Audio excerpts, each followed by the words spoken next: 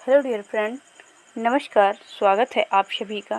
Friends, आज की video में बात करेंगे उत्तर प्रदेश अधीनस्थ सेवा चयन आयोग द्वारा आयोजित प्रारंभिक अर्हता परीक्षा यानी कि आपका जो पीईटी का एग्ज़ाम होता है, तो इसका जो है कंप्लीट सिलेबस क्या होता है, तो उस पूरे सिलेबस को देखेंगे। और फ्रेंड्स, आपको पीईटी के लिए तैयारी करने से पहले आपको सिलेबस जानना बहुत ज़रूरी होता है। इसके साथ साथ कोई भी एग्ज़ाम हो, यदि आपको जो है उसकी तैयारी शुरुआत करनी है, तो सबसे पहले आपको जो है उसका सिलेबस देखना चाहिए कि क्वेश्चन कहाँ से पूछे जाएंगे। तो यहाँ पर बात करते हैं इसकी प्रश्नों की संख्या की। तो टोटल प्रश्न जो है आपसे 100 प्रश्न पूछे जाएंगे। परीक्षा की अवधि जो है तो 2 घंटे की परीक्षा होगी और एक जो प्रश्न है वो आपका 1 नंबर का होगा, यानी कि आपका जो पूर्णांक है वो आपका 100 नंबर का होगा। और बात करते हैं कौन कौन से विषय जो है परीक्षा में शामिल किए जाएंगे और उनके कितने अंक निर्धारित हैं, ये चीज़ें भी यहाँ पर क्लियर की जाएंगी। कंप्लीट सिलेबस है, तो इसको आप ज़रूर देखें और नोट डाउन कर लें। इसके बेस से ही आप जो है अपनी तैयारी की शुरुआत करें। तो यहाँ पर आप देख सकते हैं ये है भारतीय इतिहास। तो भारतीय इतिहास से की बात की जाए तो यहाँ से जो आपका सिंधु घाटी की सभ्यता, वैदिक संस्कृति, बौद्ध धर्म, गौतम बुद्ध जीवनी एवं इनकी शिक्षाएं, जैन धर्म में महावीर जीवनी एवं शिक्षाएं, मौर्य वंश में सम्राट अशोक को पढ़ना है, गुप्त वंश समुद्रगुप्त, चंद्रगुप्त द्वितीय, तो इनसे क्वेश्चन पूछे जाएंगे। हर्षवर्धन से क्वेश्चन आएंगे, राजपूत काल, सल्तनत काल, मुगल साम्राज्य, मराठा। इसके साथ साथ ब्रिटिश राज का अभ्युदय एवं प्रथम स्वतंत्रता संग्राम और ब्रिटिश राज का सामाजिक आर्थिक प्रभाव। तो प्रथम स्वतंत्रता संग्राम से मतलब है 1857 का जो संग्राम है, जिसमें मंगल पांडे वगैरह जो पूरी घटनाएं दी गई हैं, तो वो आपको पढ़ना है। टोटल जो है इससे जो क्वेश्चन आएंगे वो 5 नंबर के क्वेश्चन जो है इससे पूछे जाएंगे। और आगे बात करते हैं इसकी भारतीय राष्ट्रीय आंदोलन। तो भारतीय राष्ट्रीय आंदोलन जो है इंडियन नेशनल मूवमेंट, तो यहाँ से भी 5 नंबर के क्वेश्चन पूछे जाएंगे। इसमें आपका स्वाधीनता आंदोलन के प्रारंभ वर्ष जो थे वो सभी वर्ष में क्या क्या घटनाएं हुई वो आपको देखना होगा।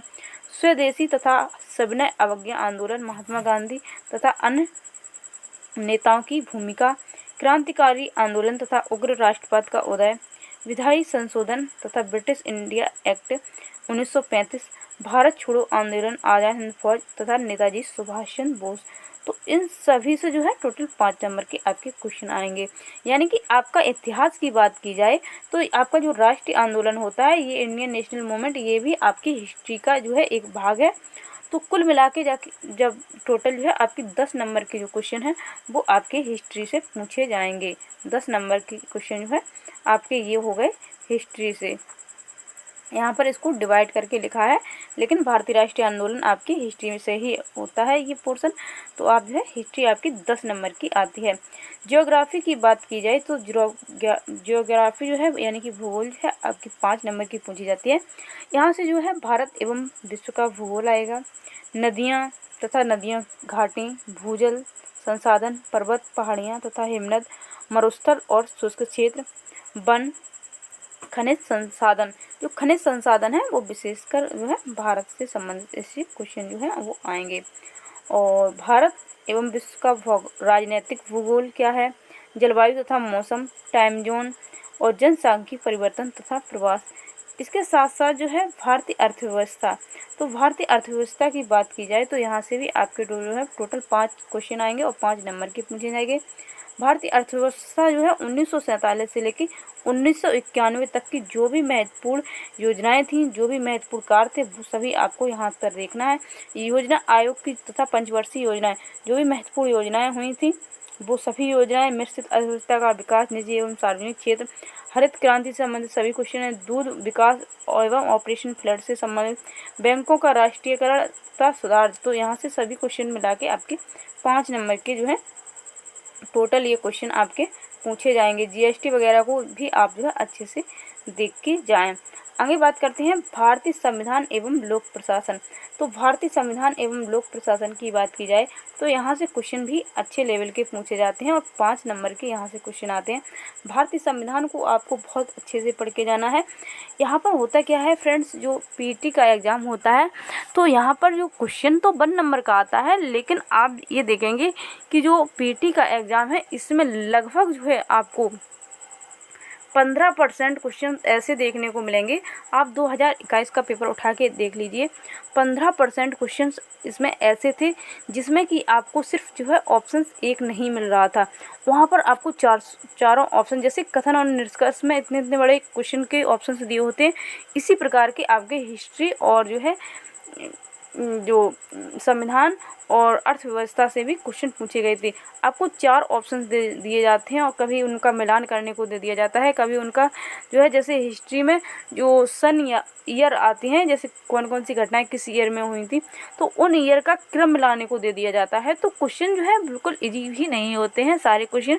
कुछ क्वेश्चन जो है पेपर को टफ करने के लिए इस हिसाब से बनाए जाते हैं ताकि जो है जिसने अच्छी तैयारी की होती है वो कैंडिडेट वहाँ से अच्छे से फाइट कर जाते हैं। तो यहाँ पर भारतीय संविधान की बात की जाए तो संविधान से जो भी महत्वपूर्ण पॉइंट हैं यहाँ पर दिए हैं, तो आप जो है इनको ज़रूर नोट डाउन कर लें। तो ये सभी और पंचायती राज संस्थाएं भी आपसे पूछी जाएंगी। टोटल 5 नंबर का आएगा। सामान्य विज्ञान की बात की जाए तो सामान्य विज्ञान से टोटल जो है 5 नंबर के क्वेश्चन आएंगे। इसमें आपका प्रारंभिक भौतिक विज्ञान, प्रारंभिक रसायन विज्ञान और प्रारंभिक जीव विज्ञान। यहाँ पर साइंस से क्वेश्चन टफ नहीं आते हैं ज़्यादा, और ख़ासकर बात की जाए तो हिस्ट्री का जो पोर्शन है वहाँ से क्वेश्चन थोड़े आते हैं, लेंथी भी आते हैं और क्वेश्चन जो है डायरेक्टली नहीं पूछे जाते हैं, तो वो पोर्शन आपको थोड़ा टफ लग सकता है। बात की जाए आगे आपकी जो है प्रारंभिक अंकगणित की, तो प्रारंभिक अंकगणित से जो है 5 नंबर के क्वेश्चन पूछे जाएंगे और इनमें आपके जो है पूर्ण संख्या, भिन्न दशमलव, प्रतिशतता, साधारण अंकगणितीय समीकरण, वर्ग एवं वर्गमूल, घातांक एवं घात और औसत से कुल मिला के आपके जो है 5 नंबर के क्वेश्चन पूछे जाते हैं। और फ्रेंड्स आपको ये बात याद रखना है कि मैथ यहाँ 5 नंबर की दी गई है, तो सिर्फ 5 नंबर की मैथ नहीं आती है, मैथ पेट की परीक्षा में 25 नंबर की पूछी जाती है, वो आपको आगे देखने को मिल जाएगा। तो फिलहाल जो है आप पूरा सिलेबस ज़रूर देखें। सामान्य हिंदी यहाँ पर दी गई है 5 नंबर की।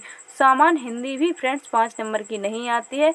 हिंदी भी आपकी जो है यहाँ पर और क्वेश्चन दिए गए हैं हिंदी के, तो हिंदी का जो है आपको यहाँ पर 10 नंबर ये हैं, तो इस प्रकार से 15 नंबर की हिंदी पूछी जाती है। तो आप ये ना सोचें कि सिर्फ 5 नंबर की हिंदी आती है, हिंदी हमको पढ़ना ही नहीं है, हिंदी को भी बहुत अच्छे से पढ़ना है। और ख़ासकर जो कैंडिडेट जैसे जिसका हिस्ट्री का पोर्शन थोड़ा कवर नहीं कर पाते हैं और इधर वो मैथ का पोर्शन नहीं कवर कर पा रहे हैं, या फिर जैसे किसी का मैथ अच्छा होता है तो उसका जीएस अच्छा नहीं होता है, तो इस प्रकार की कंडीशन लोगों के साथ होती हैं, सभी के साथ नहीं होती हैं। कुछ लोगों का जो है सारे पोर्शन, सारे सब्जेक्ट अच्छे होते हैं, तो उनके बारे में नहीं बोला जा सकता है। बट कुछ कैंडिडेट ऐसे होते हैं जिनके मैथ अच्छी नहीं होती है, तो उनकी जो है जीएस वगैरह बहुत अच्छी होती है, और कुछ लोगों की जीएस अच्छी होती है तो मैथ अच्छी नहीं होती है, मतलब ऐसा होता है। तो यहाँ पर जो हिंदी आपकी 15 नंबर की पूछी जाती है, सामान्य हिंदी 5 नंबर की पूछी जाती है, और गद्यांश वाले से 10 नंबर के क्वेश्चन आते हैं। तो यहाँ पर जो पैट में जो स्कोर होता है वो स्कोर यहीं से जो है बढ़ता है। यदि आप हिंदी में नंबर खींच के ले जाते हैं, हिंदी में आप अच्छा स्कोर कर रहे हैं 15 में, यदि आपने जो है लगभग 13 और 12 नंबर इतने अगर पा लिए, तो आप जो है कहीं ना कहीं एक अच्छा स्कोर प्राप्त कर जाएंगे।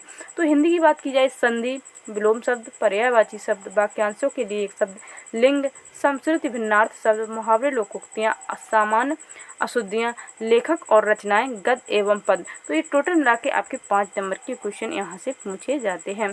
बात करते हैं सामान्य अंग्रेजी की, तो सामान्य अंग्रेजी से 5 नंबर के क्वेश्चन पूछे जाते हैं, और अंग्रेजी में जो है आपको जो एंटोनिम्स आते हैं, सिनोनिम्स आते हैं, और इसके साथ साथ जो भी नाउन, प्रोनाउन, एडवर्ब, तो इस प्रकार से जो है आपको थोड़ा कंप्लीट कर लेना है हिंदी की व्याकरण, और थोड़ा टेंस वगैरह भी देख लेना है।